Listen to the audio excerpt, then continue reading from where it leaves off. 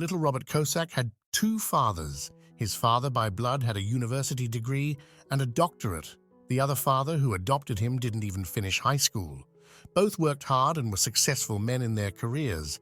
One of them became the richest man in Hawaii and died, leaving millions of dollars in inheritance to his family and charities, while his educated father left only bills to pay. During the time he lived with both of them, Robert learned simple but invaluable lessons on how to deal with money, and I'm going to present just one, but the main lesson conveyed by the book. When it comes to financial education, our educational system is clearly flawed. Have you ever heard of anyone being taught how to deal with pocket money at school or how to save their lunch money to get rich? Of course not. Our school systems are programmed to teach every conceivable subject except finance. So what ends up happening is that families become responsible for passing on all their money knowledge to their children.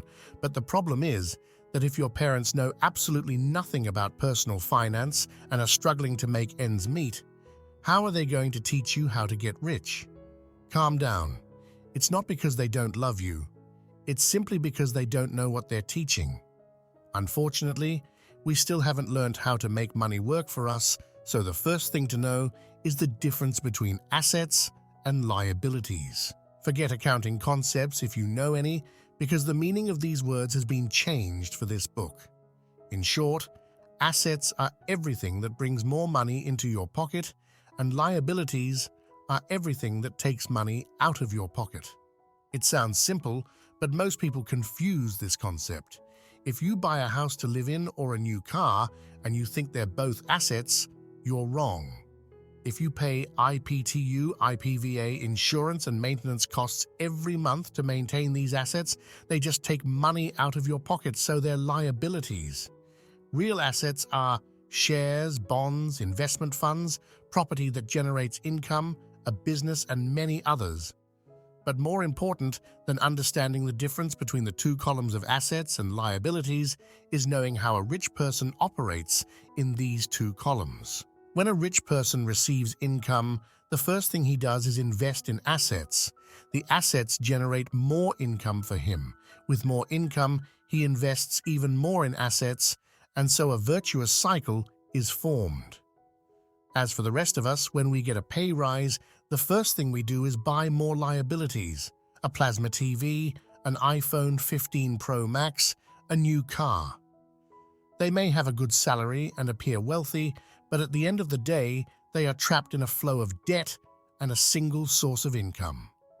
If they lose their job tomorrow, they're lost. Pay attention to this: the rich buy luxury goods last, the poor buy luxury goods first.